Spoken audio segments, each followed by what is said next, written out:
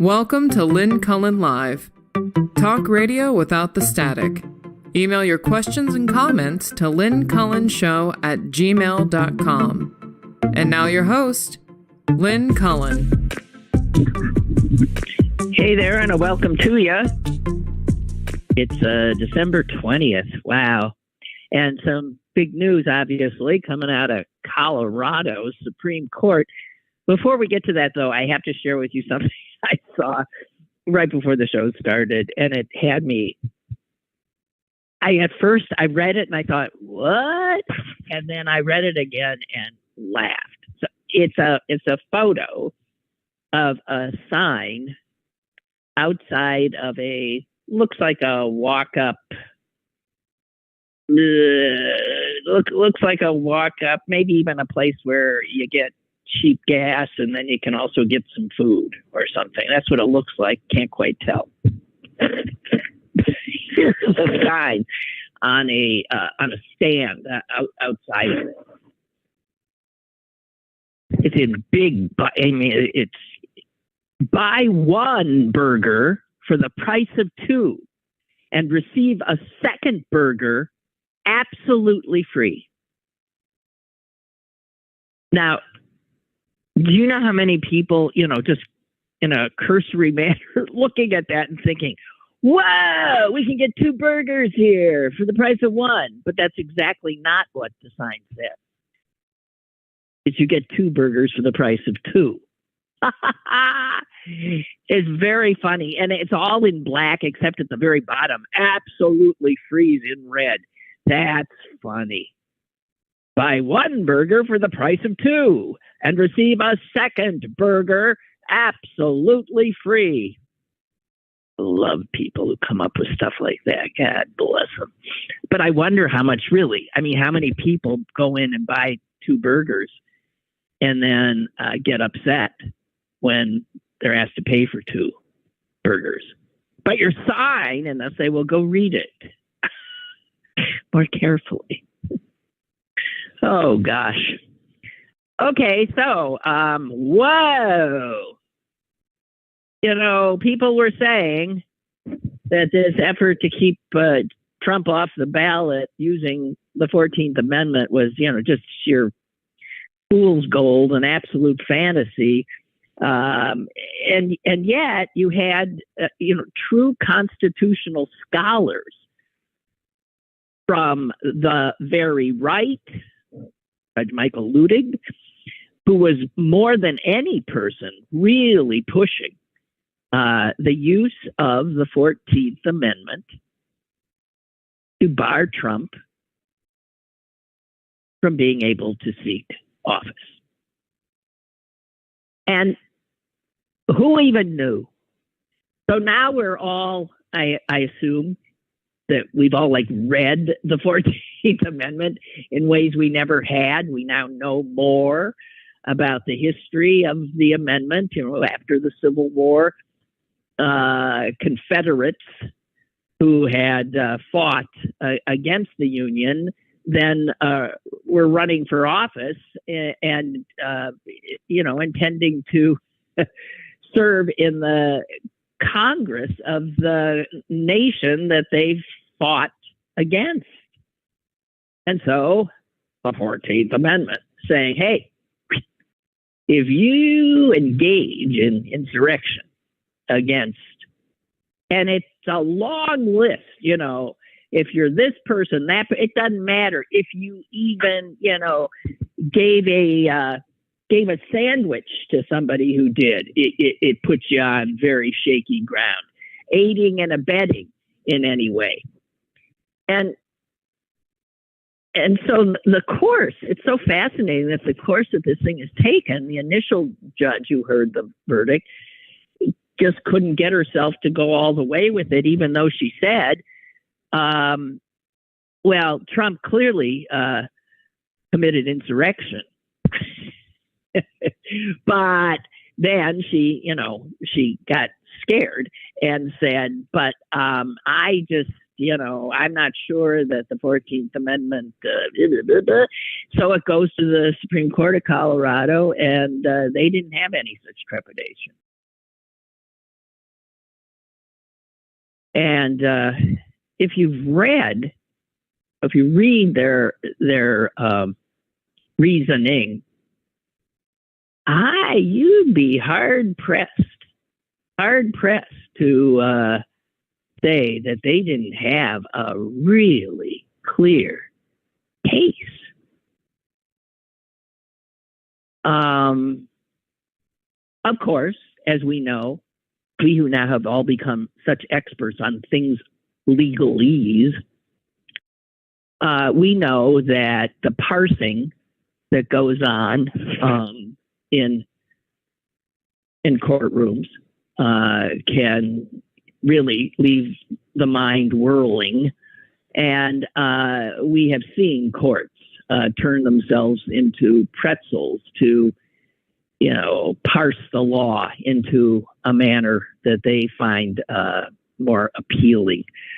But the decision in this case, I mean, it was a 4-3 vote. Too bad it wasn't unanimous. 4-3 vote.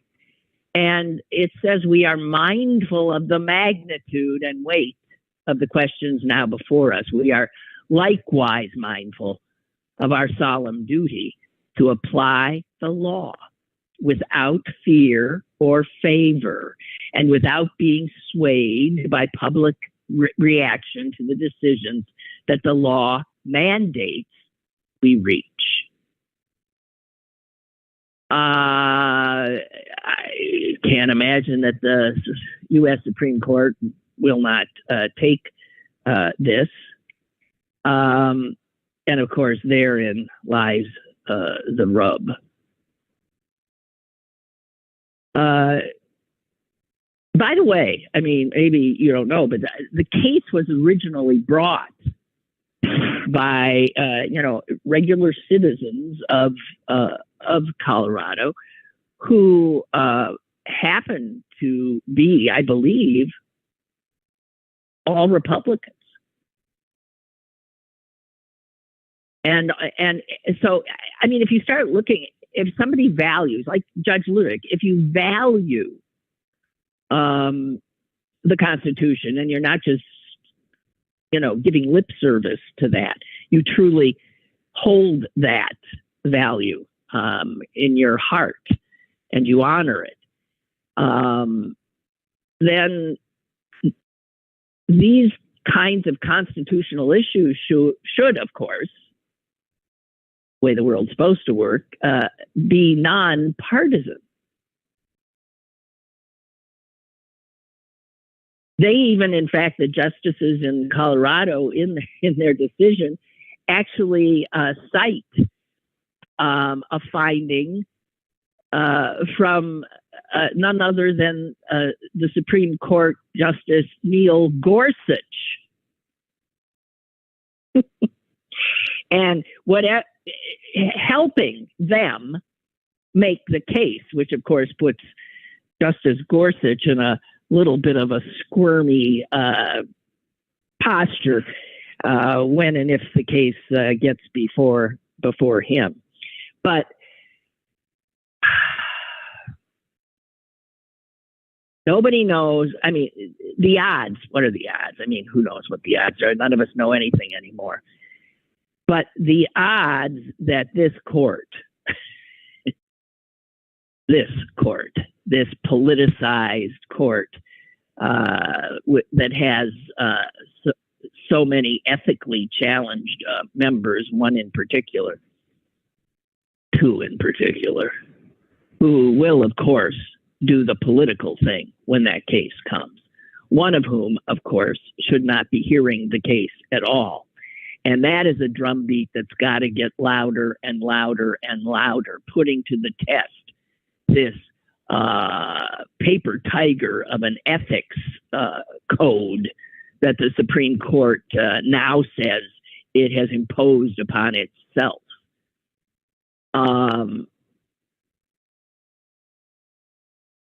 One would only hope that the Chief Justice, who doesn't seem like a very strong man to me, the Chief Justice would lean heavily. Now, he doesn't have the power to do it, but lean heavily and maybe get some other justices on Thomas to recuse himself. His hearing a case like this is an abomination of any sense of what an ethics code could possibly suggest. I mean, his wife, we know, for all we know, she should be a co-conspirator indictee in some of these cases. She was actively working with a number of insurrectionists, and now he's supposed to determine whether or not this guy that his wife was working to keep in office is an insurrectionist? I think not. I mean, you need about 3 operating brain cells to be able to call that one. And so a big thing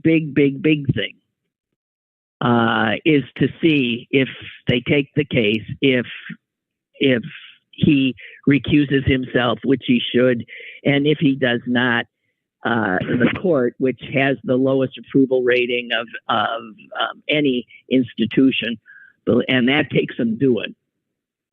Is it lower than the House? I think it's the lowest. I don't know. Anyway, it's very low. It would plummet. So I have a caller. Come on in. Hello. Hey, Lynn, Sissy White Liberal here from Florida. Hi. How are you? Oh, hi. Happy season's greetings. Listen, somebody, said Merry Christmas to me yesterday, and I said Merry Christmas right back. It's interesting that we stutter in these situations, but yeah. I mean, you take it for what it is. It's an offering of goodwill. That's all it is. That's all it means. That's all it is. If some jerk gets in your face knowing full well that you're Jewish with kind of an angry tonality to their voice with Merry Christmas, they deserve to get punched in the mouth as far as I'm concerned. And whatever. It's so, there's so many disheartening things. But right now you're talking about Joe Biden's biggest mistake, I think. And I think this is one of those things that I wish, and I think he ought to have the courage to address point blank, because I remember those hearings fairly vividly, actually, and thinking to myself that the sexual harassment that he engaged in, which is absolutely proven fact at this point, especially the conspiracy against her. It occurred to me that some people might. Thomas jumped into a history lesson here about Clarence Thomas's confirmation hearings, in which our current president played a large role as then he was the head of the Justice Senate Judiciary Committee. He was the chair of the Judiciary Committee. Yep. And there were these accusations by Anita Hill, and she was burned as a witch, essentially. And proven correct and accurate. I mean, the orchestrator of that campaign has admitted as much, right? So there's that anyway for the public record. But he was absolutely ill-suited to be on the Supreme Court anyway. And that was always my thing. Like, all of this stuff against Anita Hill is bad.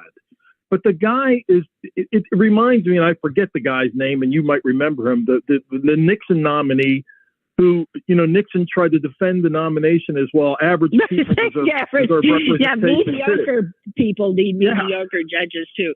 Carswell, right. I think. Yeah, Carswell. Yeah. There you go. Right. So like the ABA said he's not qualified. And I would have to think the ABA is mostly Republicans, a very slight majority, maybe, if not a plurality, if a lot of people would say they're independents. But there was adequate, background there to suggest that the guy shouldn't be on the court just from a judicial perspective, let alone his perspective as a human being, which yes, his character, let alone character. It's horrible. Yeah. Yes, so okay, and he proved that beautifully. So you think he'll recuse himself? No, I don't think so. And I mean, you don't think there's going to be an effort on the part of I'm hoping that even like a Gorsuch or whatchamahookie might, say, hey, for the institution, maybe. And we got your back. In other words, go ahead, step down. We'll still take care of this. I don't know that it matters. I think the key rulings here, about the presidential immunity, that at worst a 7-2 vote. That's bullshit. That's the way that's going to come out. And the two dissenting are going to be Alito and Thomas. I think is what's going to happen there, and that's to me the key one. And it's a no-brainer. I mean, all you have to do is say, okay, fine. I'm going to. Joe Biden gets to commit all the crimes he wants. The logical fallacy behind the supposition is so ridiculous it doesn't even merit consideration. I mean, and that might even be the response. Like, we're not even taking this up. It's clearly, something is going on. But yeah. So anyway, I just wait. If the Supreme Court doesn't take it up, then it does apply to Colorado's state ballot. Right? He wouldn't be on the ballot in Colorado. Yeah.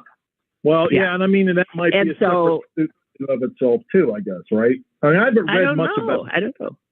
I mean, because it's a state, it's a Supreme Court, and if the U.S. Supreme Court says we're not hearing it, then it stands. And what it was is the Colorado Supreme Court saying we're not letting this candidate on the ballot. And how do they countermand their own bullshit states' rights philosophy by saying, very easily. No. I mean, yeah, because that's the era that we live in right now. I mean, the reason I called, right? I always get to this. I mean, you're kidding me. Okay, I'm sorry. The reason you called? These bullshit couple of political ads that are on TV right now. The funniest one, by far, of all the things we have going on these days. If there was an element of entitlement of upper middle class status, these ads are talking about credit card points. Like you've got to be kidding me! It's. I haven't seen them, so you'll have to. There's literally a political campaign taking place on TV. If you watch, maybe enough sports, and that's really the only way I see them. Plus, we stream now, so you can't, as a streamer. You kind of have to get used to not being able to leave whatever you're watching when a commercial comes on, because it's not easy to switch back and forth, right? We cut the cable. Okay. But there's literally a political campaign going on about the Senate wanting to rescind or tax or in some way affect credit card points. People like business travelers, like, are you fucking kidding me? Like, of all the things that are wrong with this country, you're wasting airspace on garbage like this. It must mean big bucks to somebody if they're spending. Oh yeah, no, and I mean, yeah. And I think the American public finally is at a place where they know reflexively, if you're advocating for these things, they must be bad. That's my perspective without looking into it very much. And I'm a business traveler. I mean, I get, $3,000-$5,000 worth of benefits from travel points because I do business travel per year. But is that really an issue? Is that really and they're trying to turn it into some sort of macroeconomic issue as well, right? That it affects tourism trade, that it's going to kill tourism business. Like, no. Yeah, it would have to. That's it. Yeah. Yeah. Right. So there's that one. And then the other ad that I saw a lot this summer that was I just wanted to throw a brick at the TV every time. These Americans for Prosperity ads that the lone Koch brother who's still alive, yes, are airing. And I think that the American public has reached the point where I don't know how much of that's going to actually work or benefit anybody. But and then one final thing I just thought I couldn't help but think of, the I'm Not a Witch ad for Christine O'Donnell in Delaware, vis-a-vis the analogy, Donald Trump, I don't read Mein Kampf. I kind of believe that you don't read. I get that aspect of that line, but you certainly know of Hitler, and the idea that you would idolize him for some reason, yeah, I could see that being the case too. But yeah, so Trump saying, I don't read Mein Kampf sounds a little bit like Christine O'Donnell, I'm not a witch, that she actually was an ad that she ran. Remember when she ran for the Senate in Delaware? Vaguely. Yeah. I'm not a witch. Yeah, I'm not a crook. She was I'm not a crook. I'm not a witch. Yeah. Speaking of quick ads, since you brought it up, I don't know if you've seen this devastating ad put out by Mothers for Democracy and Mothers Against Greg Abbott, the horrific governor. Oh no, that's good to know. Well, this is an ad in which a little girl is by a swimming pool, and she falls into it. Oh yeah, yes. And rather, there's a lot of adults around. Rather than jumping in to save the little girl who's fallen in the pool, her mother comes running up and falls on her knees and prays for God to save her. Yes, as well as all the guests of the party that they're at. And the guests are these other people. A guy who looks a little bit like Greg Abbott says he offers thoughts and prayers as the child drowns. And the tagline is, thoughts and prayers are meaningless when you can act. Yep. Yeah. Demand gun reform. Isn't that's a whoa? And the body is just lying there in the pool. Yeah, I mean, those ads are great, and I hope they take effect. But I when it comes to Texas, my cousin in Greensburg likes to say if they have to give the United States an enema, the hose goes into Texas, and I have to think that that's the case where that state's concerned. I don't know. Beto O'Rourke didn't unseat their governor. No. Well, is just a horrible person in his own right as well. Ted They Cruz, can't get rid of Ted Cruz. I know. Yeah. I mean, so like, I don't know. So my email for business, I always have a different saying and I kind of rotate them around. My saying right now is darkness cannot drive out darkness. Only light can do that. Hate cannot drive out hate. Only love can do that. And it's, Martin Luther King quote. And man, I think that's true, but geez, it's tough at the same time to believe things like that. And then, one little anecdote I will leave you. I do business with a large insurance organization that insures churches, and both of the engineering representatives that I deal with are pretty conservative guys. One of them loved DeSantis. I think that love affair has worn off, thankfully. But I had them here for dinner in early December, and my wife was like, I can't believe you're friends with these guys, in that she listened to them talk. And, but they're nice people. And my thought is there's got to be a way to reach people like that you've got to be able to make them see somehow, and being angry and being hateful towards them doesn't do anybody any good.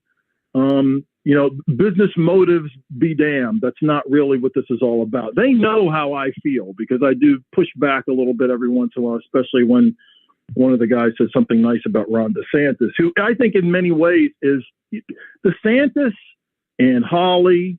And there's a host of other Harvard-educated, Yale-educated people that ought to know better. Somehow they're not stupid.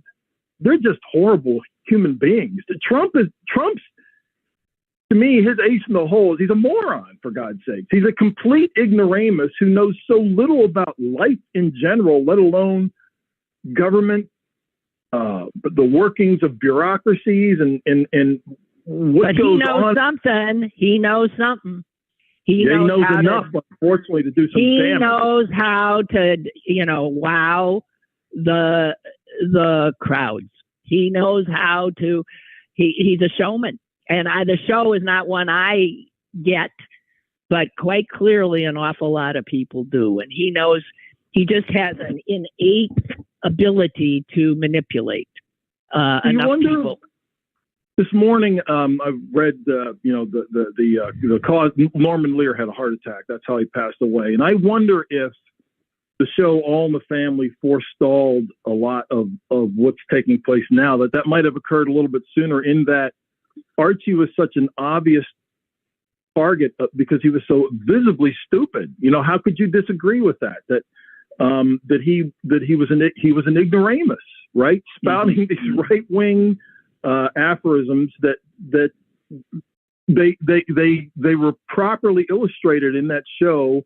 And you know, it showed their absurdity, and maybe that might have forestalled the right wing idiocy, you know, that we're at today. And I like to just say this one thing about Florida, in that as bad as it is here, and it's bad, I hate this fucking state, but as bad as it is, when they put on the ballot to allow convicted felons from nonviolent offenses, when they'd served their sentences, that should they be allowed to vote again? It was kind of worded just like that, very simple. That's right. Won by a 2-to-1 margin. And what that tells you is, even in red states, and this is a red state, people are basically decent. And that's why you can't just abandon them, because they really understand, like, that's the right thing to do.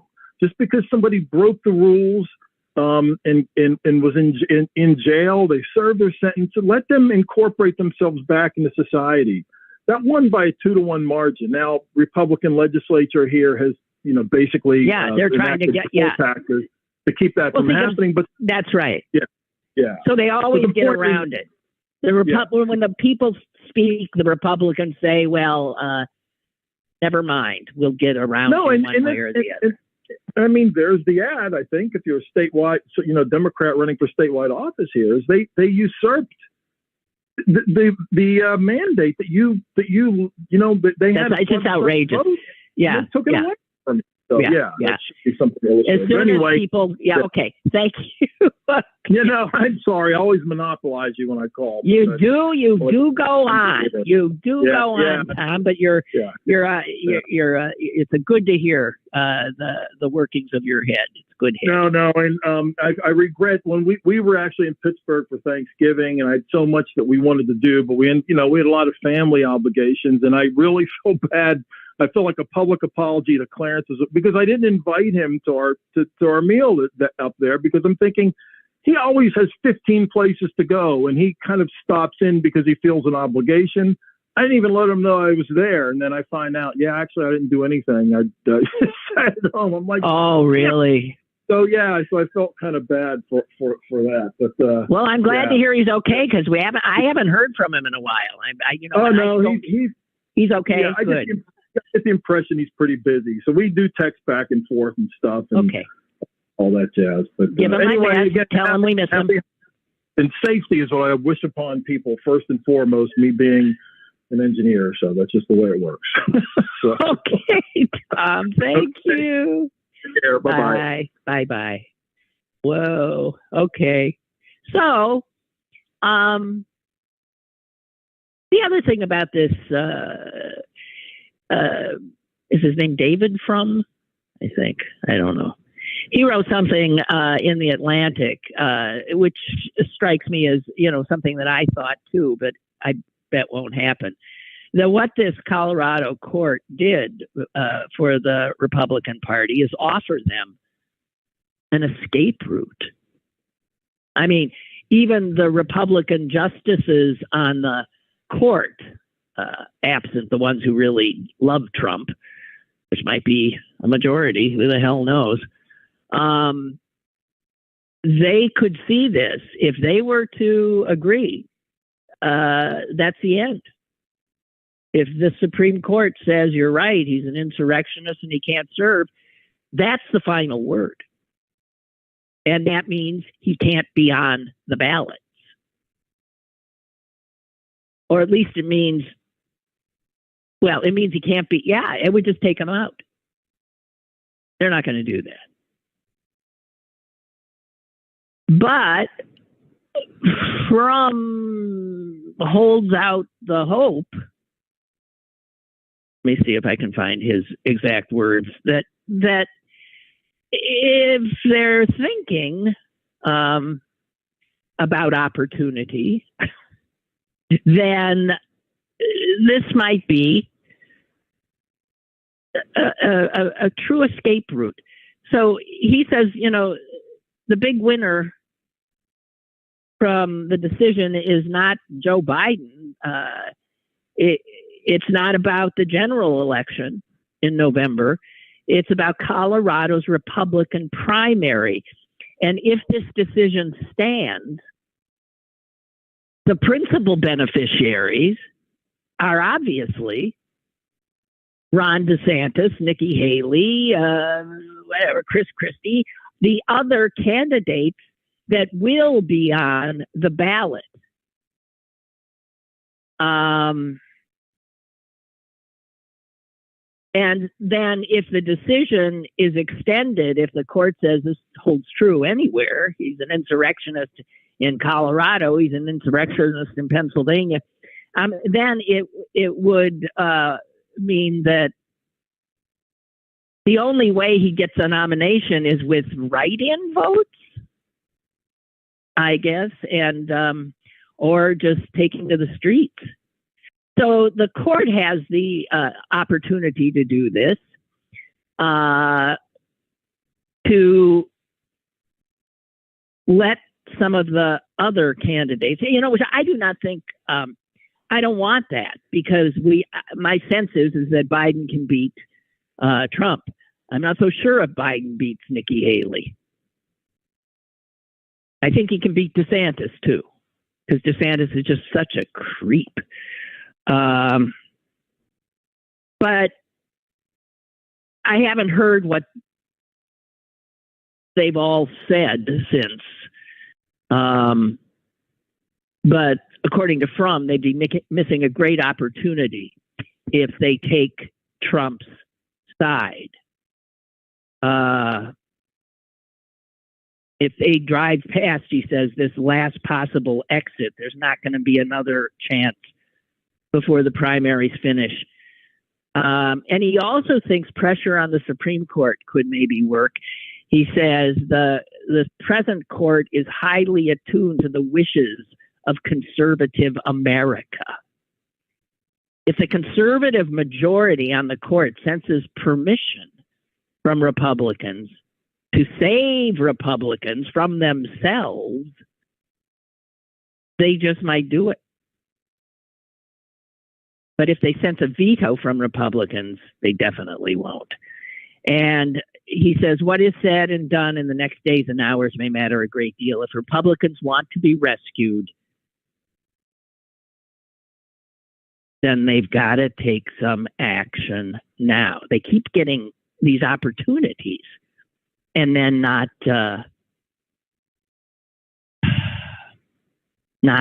taking advantage. Now,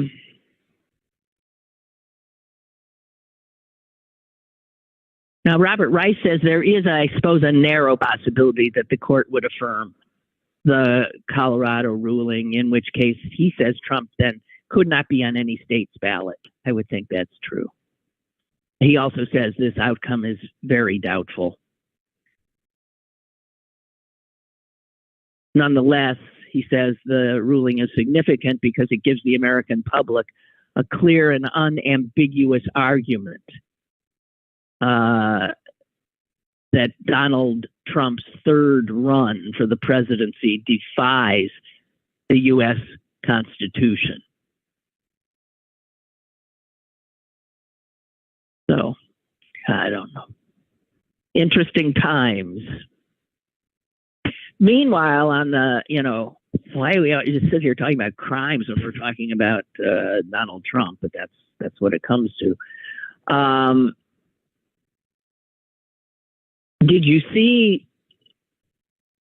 I'll tell you, this January 6th case, the insurrection case, even though he's not charged with insurrection in that case, unfortunately, but Smith is starting to show his hand, the special prosecutor is starting to show his hand about the kind of information he has supporting whatever it is he's asking the court to do at any given time. And he put out, so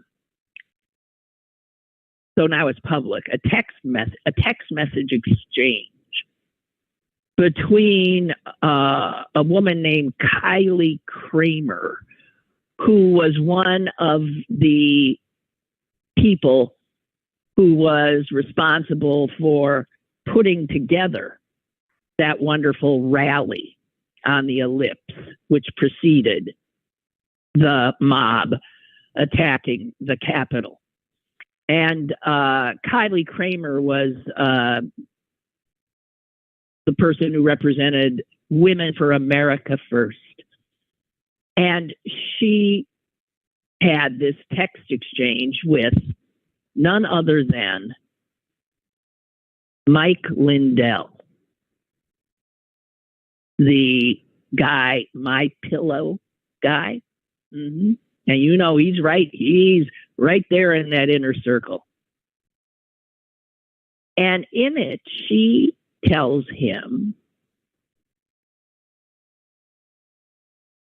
we're having a second stage at the Supreme Court again after the ellipse. The president's going to have us march there, the Capitol, she says. It cannot get out about this because people will try and set another up and sabotage it. It can also not get out about the march because I will be in trouble with the National Park Service and all the agencies. But the president is going to just call for the march unexpectedly, she says in quotes. Only myself and it's redacted know the full story of what is actually happening. So here, this is 2 days before, this is the 4th. This woman is saying the president is going to unexpectedly call for the revelers to march on the Capitol. This was all planned.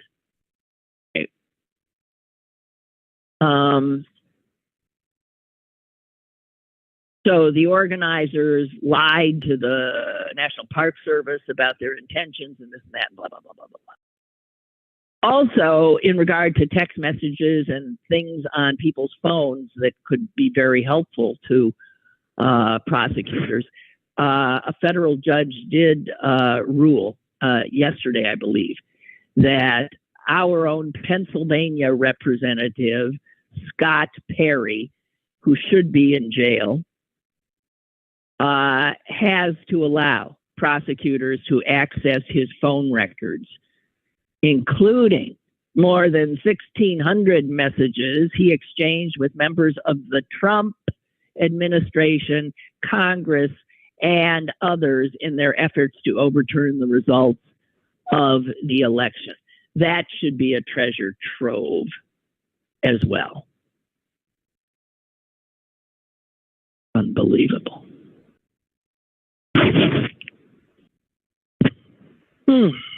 Oh, and just one more.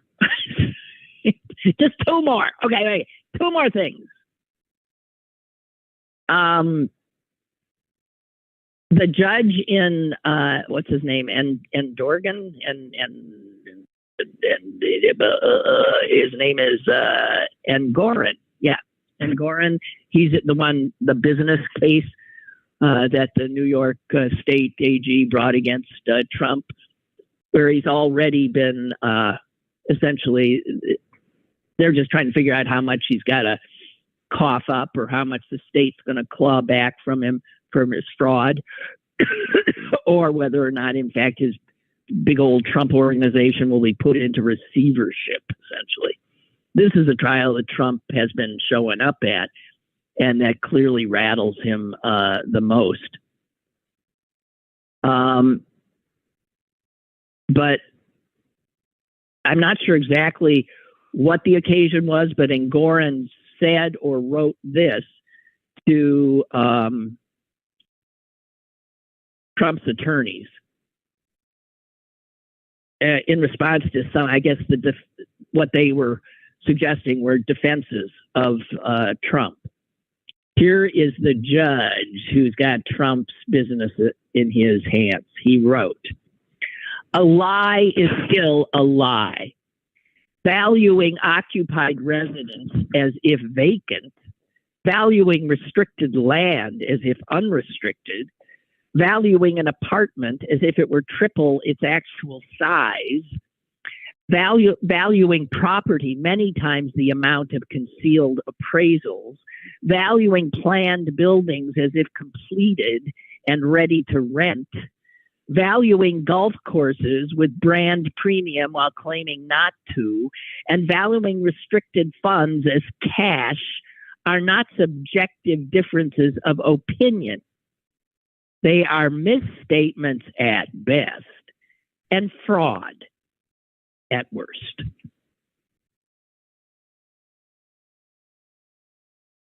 That's why Trump is nervous about that particular case.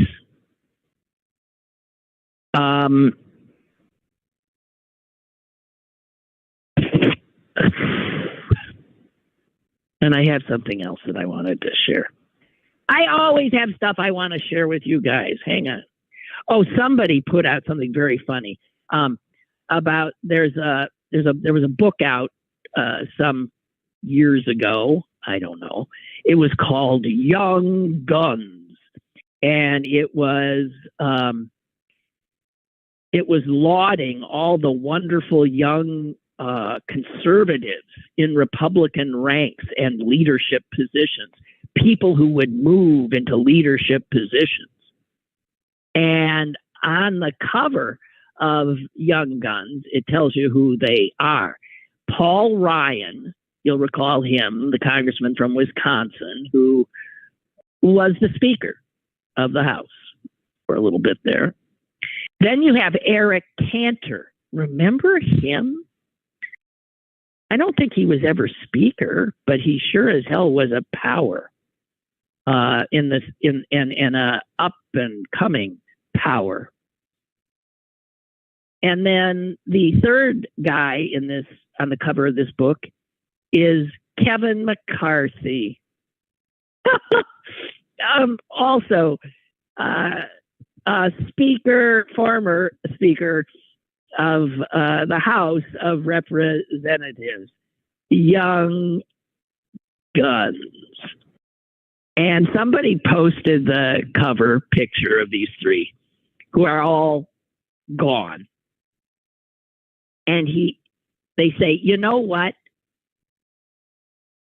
Nancy Pelosi outlasted all these fools in the House. She did. She's still there. She served. And she got stuff done. Nancy Pelosi. What an extraordinary woman that one is.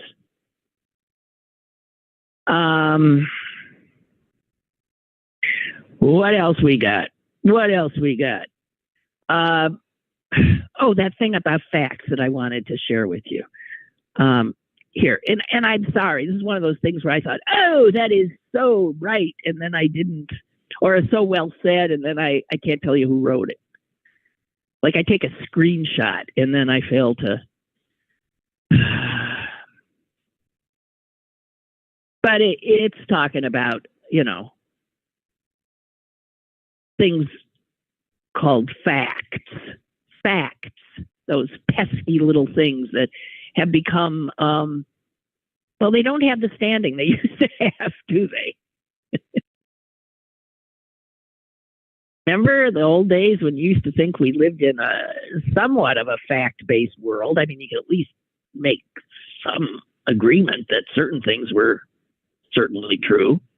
And, that's not necessarily the case anymore. Anyway, whoever the hell wrote this said this. Facts are work. They require study. They require curiosity. They require patience. They require humility.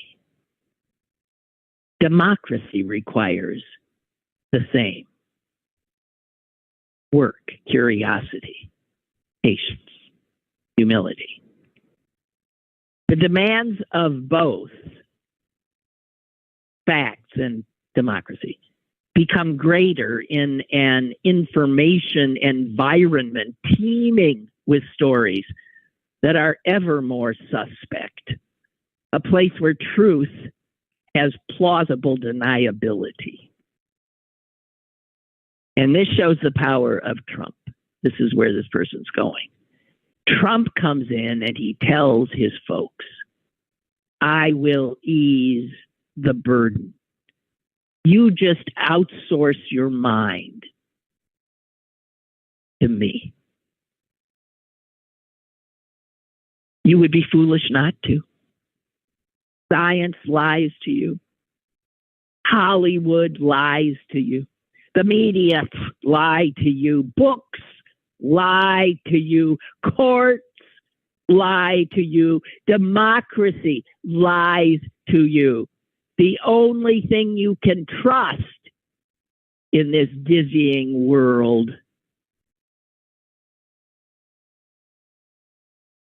is me, an inveterate liar. But I will never lie to you. And you imagine, and they fall for it. Oh. So I mentioned the U.S. Steel purchase the other day and said that there was something not laughably funny, but depressingly ironic about U.S. Steel not being American. U.S. Steel owned by the Japanese, and they're going to keep the name U.S. Steel. Why? That actually feels... anyway, it turns out that's not real popular among the political class here, needless to say. Not popular with the Steelworkers Union either, who said that the rich guys who owned U.S. Steel and who made out like bandits selling it never bothered to even tell them, the workers, which is pretty disgusting. Not to mention, I suspect maybe illegal given their the contract they had. But it's long been over for U.S. Steel, it seems to me. It was the first billion-dollar corporation in American history. That was back in the day when the Pittsburgh skies were black. And this place was teeming. We were the center of the industrialized world.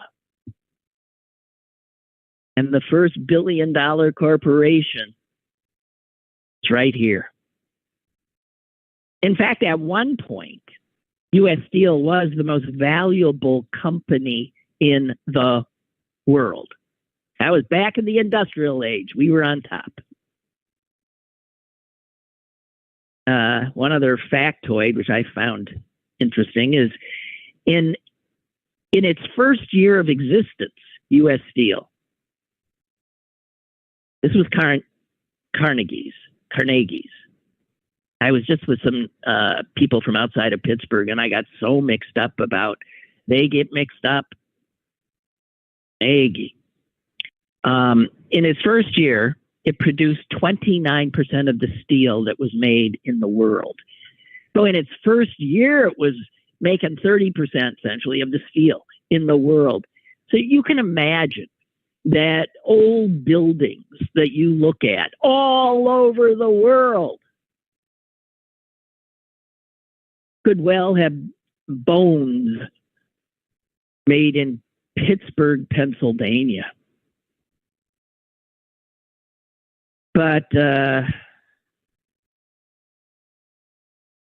that's a long time ago. Last year, U.S. Steel employed just 15,000 employees and produced a little over 11 million tons of steel, which is less than a third of its output in 1953. But it's not even less. So anyway, Fetterman, who lives across from one of U.S. Steel's still operating plants, is furious and says he'll do everything he can, as does Casey, to stop it. And I suggest there's not much that can, unless there is national security concerns, being as that is something Biden seems to want, is for Americans to start producing more of the stuff here. I don't know. Way beyond my pay grade.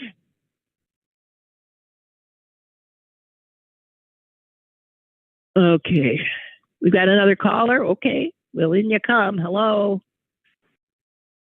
Hey, Lynn, this is Beth. Just real quick. Beth. Hey, you brought up about U.S. Steel. And my first thought when I heard the sale went through was a steel worker that lives down the street from my parents' house has been flying Trump stuff since day one. And I thought to myself, you know what, Joe? Now's the time you come to Pittsburgh, and you come fast. And you start telling these guys and gals who are U.S. steel workers, just like you did with the auto workers, you need Pennsylvania. If you're really going to get serious about this campaign and you're going to go straight through and not pass the torch off in between to someone else to run as the candidate, you need to get here and not just have Casey and Fetterman as your Democratic lip pieces, because it just really doesn't work. So you think this is an issue he needs to look like he's going to battle on to keep U.S. Steel here? Correct. You know, it's because, and you think that will keep some of the, these union workers from voting for Trump? Yeah, I think it could, because now, hey, Trump didn't come here. It's kind of like the East Palestine thing too. It has so much to do anymore with optics. We know we're not a substantive society anymore. We're just not. You know, he went to East Palestine right away, and people there still think he did something. He did nothing. Right, but he showed up. Just correct. And don't tell me just by Biden not showing up in Michigan that it helped with the auto workers in the first time a U.S. president ever walked the line. Yeah, it was huge. Exactly. And I think he needs to make that the same optic now for the rest of this campaign. Because sending people like Pete Buttigieg or any of your other secretaries, it just doesn't cut the muster. Mm-hmm. Okay, go ahead.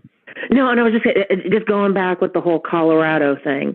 I was curious. I switched over to the Newsmax, the Fox last night to see. Yeah, I would have been curious to do that too. I wasn't in a position to do so. Were they going berserk? Well, what they were going berserk, but they were also just saying their whole, they must have known this was coming down. So their tagline was, "We don't need the courts telling us this. The voters will decide if he did something or not. Let the voters make that decision. It's not the courts." Okay. Okay. And well, that's what I think. That's what the Supreme Court's going to try to do too. Well, I think that must have been the RNC statement if this came out, because I know Haley echoed that comment. I think you also had DeSantis echoing that comment. And my thing is, hey, Haley, you want to separate yourself. Yeah, here's the time. That's it. Yeah, this was your moment to say, hey, you know what? We take an oath of office. We are a country of rules of laws, whether we agree with them or we don't agree with them. But I, as an elected official and wanting to be your president, I have to follow those rules. She doesn't have the courage. They still don't have the courage. And it is, no. I mean, as David Frum was saying, this is such a gift being offered to them by the Colorado Supreme Court. You can break away now. Well, and they won't. I'm going to go further, especially with Haley, considering you now have Koch brother money and their whole other apparatus now behind you.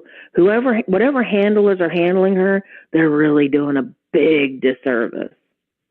Big time. But see, I don't understand. You don't want that to happen, do you? I mean, I want Trump on the ballot because Biden can beat Trump. I don't know that he can beat Nikki Haley. You know what? I'm just telling you, I'm in the state of, I don't know. I am scared to death. You know what, Lynn? I honest to God believe COVID saved our democracy because you had so many mail-in ballots. The Russians couldn't play Ficky-Mickey or Chinese or whoever, playing Ficky-Mickey with our electronic voting machines. And I think a lot of that helped save our democracy because you had a genuine paper trail. So many states have now regressed to the old election style. Yeah, thank God. And also, it's just, Joe, mentally, he is more there, but he is not, he needs, like, if there's anybody that needs to be taking B12 shots, an Adderall chaser, whatever it is, just to come out more forceful right now. Like if he spoke with real authority of what's happening and not sounding old. But he is. But I know. He is old. I know. But that's so what we need. And he's good. I know. Yeah. And he's bringing our economy back to a different thing. The fact inflation going down, but nobody. Figure. Yeah. Yeah. Until the thing they also need to figure out is, I keep hearing every time I'm in a grocery store or a big box store, oh my God, we can't get that. That's so expensive. Why is this so expensive? Until you do something you do sweeping changes on food prices, material prices, whatever it is, call it socialism. Main Street people will frickin' love you because now they actually see something that's really benefiting them because they don't understand. They're not in the market or their 401k. They have no comprehension of what it is. Well, what they have is a lot of feelings as opposed to reality. And people are feeling like things aren't good. And we live in this world now where, as you say, you got to show up. It's all about, PR and advertising and branding. And it's all the kinds of skills of, manipulators. And it's shallow, and nobody is going to stick around to listen to anything if it takes more than 2 seconds, which is scary because that suggests that we do not have a serious and or informed electorate. And I don't know how democracy survives that. I really don't. But well, I'm just going to say I gave up during the, people who still deny January 6th and everything. I've given up on any sort of intellect or understanding our democracy by the electorate. I really have. So now it's just, what can you do just to maintain a democracy? And you know what? I agree with nothing of Nikki Haley. But you know what? At least I don't feel like the Constitution's in jeopardy. I don't know. Or there wouldn't be another election. I don't know, though. Okay. Really, with Haley? Yeah. DeSantis, I think he's just the smarter. He's the smarter authoritarian, and I think I could see him doing the same. But I don't know. I'm just as I said to friends last night at dinner. I'm like, we started to talk politics, and I said, you know what? Let's just wait till January 2nd because 2024, we're all going to be in a nail-biting situation. Yeah. It's going to be talk about stress. It's not good for our health. So, we'll just take a break till the end of the year. I'm only doing one more show tomorrow, and then I'm not going to, well, that's bull because I do, but I'm not going to as much pay attention. Well, enjoy your time off. I'll try to, and you too, Beth. Thanks. See you on the other side. Bye. Okay, bye-bye. Oh, gosh, guys, who the hell knows? Oh, my God, how did it get to be that late? I was just, it's over. It's over. Oh, damn. It's over, apparently. So, I'll see you tomorrow, and thoughts and prayers.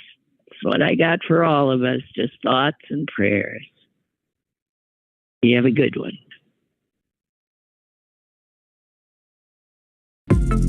Lynn Cullen Live. Monday through Thursday from 10 a.m. to 11 a.m. and archived at pghcitypaper.com. The opinions expressed on Lynn Cullen Live are those of the host and do not necessarily reflect the viewpoints of Pittsburgh City Paper or its advertisers.